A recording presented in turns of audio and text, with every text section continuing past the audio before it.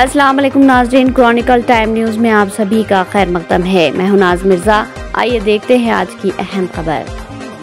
అబద్ధం నిజం గడప దాటే లోపల అబద్ధం మొత్తం ప్రపంచాన్ని చుట్టేసి వస్తుంది.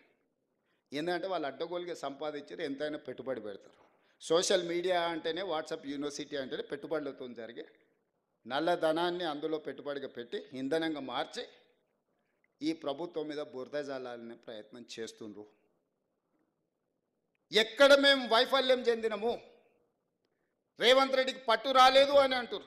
పట్టు రావడం అంటే ఓ రాజయ్యను దళితుని తీసేయడం, ఓ ఈటల రాజేందర్ బలైన వర్గాల వ్యక్తిని మంత్రివర్గం నుంచి తీసేస్తే పట్టు వచ్చినట్ట, తీయడానికి కారణం చెప్తే పట్టు వచ్చినట్టు. తీయడానికి సహేతుకమైన కారణం ఉంటే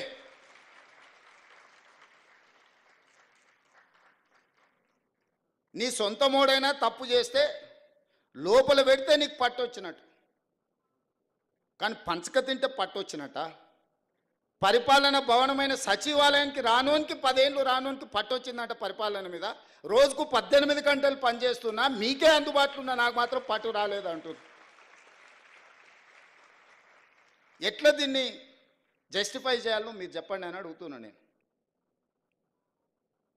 ఏ రోజైనా సచివాలయానికి మమ్మల్ని, నేను సీతక్క కూడా సచివాలయానికి పోతే పోలీసులు పట్టుకొచ్చి మా ఇంటికాడ వదిలేసి వచ్చారు.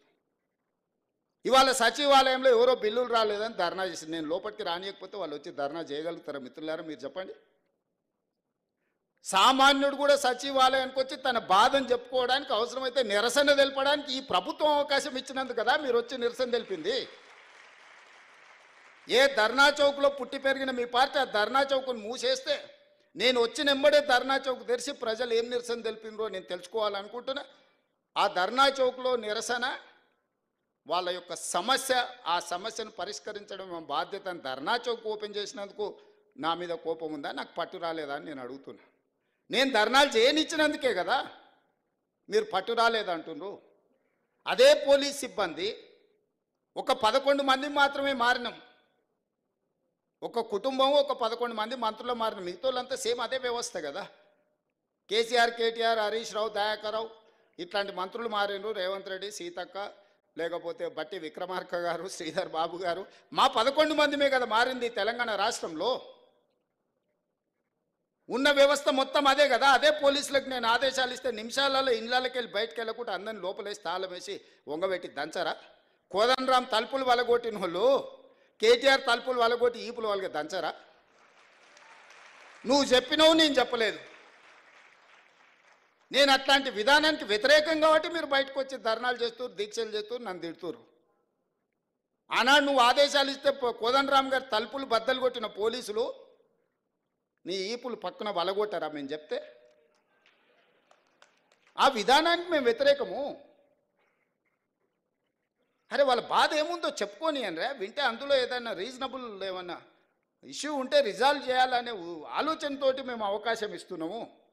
సేమ్ అదే పోలీస్ వ్యవస్థతో మీరు అంచివేసినట్టు మేము అంచేయలేమా?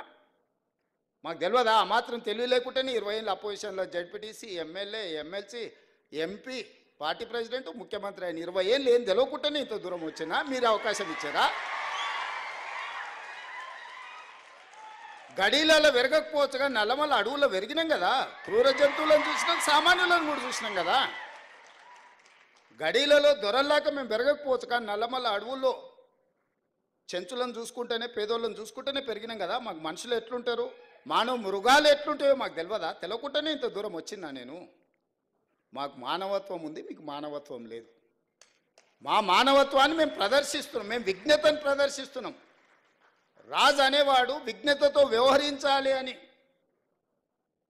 ఒక రాష్ట్రానికి ముఖ్యమంత్రి అనేవాడికి విజ్ఞత ఉండాలి. ఆ విజ్ఞతను నేను ప్రదర్శిస్తున్నా. మీరు ఆ విజ్ఞత లేకుండా వ్యవహరించారు కాబట్టి ఈరోజు బయటకు రాలేని పరిస్థితుల్లో మీరు ఫామ్ హౌస్లో పడుకోవాల్సిన పరిస్థితులు.